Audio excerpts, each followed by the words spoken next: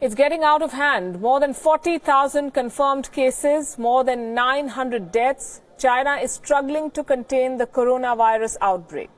We have been saying this for a while now, and we'll say this again. China is failing in its fight against the Wuhan virus. With each passing day, the number of cases is growing. The situation is getting worse. So tonight on Gravitas, we have made a list of 5 indicators, 5 examples, if you will, that show how Beijing is losing this battle. First of all, China's doctors are not up to this task, not by a long shot. Most of them, the doctors, are untrained medical professionals. I'm not saying this, it's the World Health Organization that has said this. The WHO says half of China's doctors do not have graduate degrees. And these are the people who are at the front lines. These are the people fighting China's deadliest epidemic without even being graduates. It's worse in small villages and towns. The number of graduate doctors falls to 10 to 15%. There's a crippling shortage of general practitioners in China. According to one study, there were only 189,000 GPs in China in 2015. It may seem like a big number. In China, it's not. That means one doctor for 7,200 people. This virus is exposing all such gaps. Reports say one specialist is forced to see as many as 200 patients every day. Doctors are working non-stop. Multiple reports say they do not even have time to go to the washroom. They're wearing adult diapers and working. That's how bad the situation is. Most of them have not gone home for days. Some of them have been threatened physically by panicking patients. China has built 2 new hospitals to manage the crisis. More than 6,000 medical personnel were mobilized by Beijing to Wuhan. Even military doctors were deployed, but it hasn't been enough.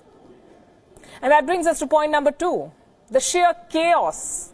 China's response has been haphazard. Chinese authorities have triggered more panic with their actions.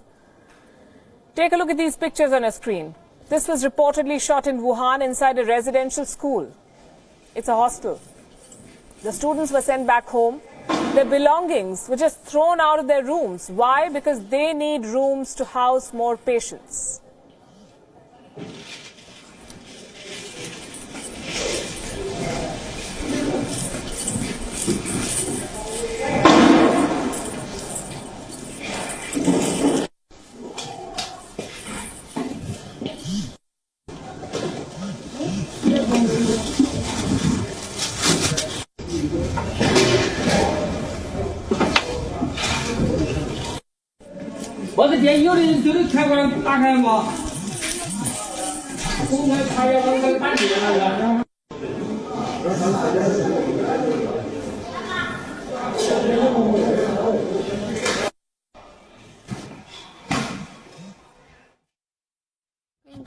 Well, this kind of action makes no sense, but China has mastered the art of crackdown, and it's doing what it knows best. So the military is positioned at different checkpoints. It's been more than 2 weeks since Wuhan was put under lockdown. Now 27 cities with more than 140 million people, 140 million people have been quarantined.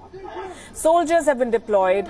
They are using thermal scanners to conduct random checks. Suspected patients are being rounded up. 给你看看，我这测体温呢。你这装备挺酷啊！哎，36.5度。自己买的？对。 These are unverified pictures floating on the Chinese internet, but the chaos is quite apparent. The extent of this outbreak has overwhelmed the Chinese state. They're playing catch-up. They're going after whatever they can get their hands on. Stadiums and schools are being turned into hospitals. The military has been pressed into service. Point number 3, why we say that this is a chaotic response. There is a shortage of medical supplies, an acute shortage. The shutdown has only made the situation worse. Stuff like gloves and masks, which is the best protection against this disease, is out of stock. Factories, remember, were shut down after the outbreak. Workers are yet to return to work. China, which is the country that supplies goods to the entire world, is unable to make enough for itself. In Wuhan, which is the worst affected city, doctors are running short of testing kits. Officials there do not know when the situation will improve. 也可能没有完全统计出来啊。The shortage may not be fully known yet because some cities might have received donations and some might have purchased some of their own supplies. But the shortage is still there, and it's likely that this could change in the future. If the outbreak has reached its peak, the situation will become better. But if we still see growth in the newly reported cases, the shortage will continue and might even increase.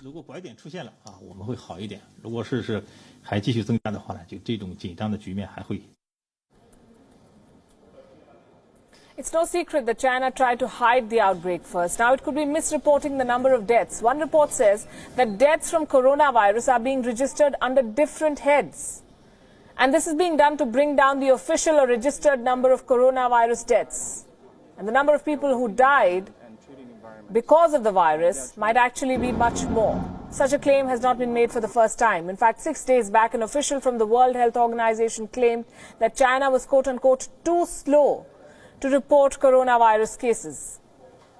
The statement came from a man called John McKenzie. He's a member of the WHO's Emergency Committee, and he apparently broke ranks and termed China's response, and I'm quoting again, China's response, reprehensible. This assessment is in sharp contrast to what the head of the WHO has said. He has praised Beijing's response to this crisis. And finally, point number 5 on why China is floundering. The people of China do not trust their government. Let me show you 2 sets of pictures to make this point.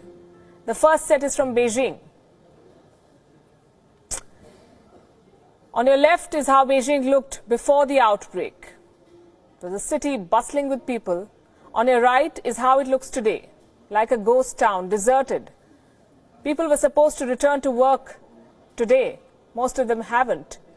Beijing's subway system reported a drop of 50% in passenger flow. Those who were without a mask were asked to go back. And now let me show you Shanghai. It's the same story. This is how China's global financial hub now looks. On the left is Shanghai before the outbreak of the virus. On the right is what Shanghai looks like now. It's a city at a standstill. It was put under a quarantine. The mayor believes that 5 million people have left the city of Shanghai since.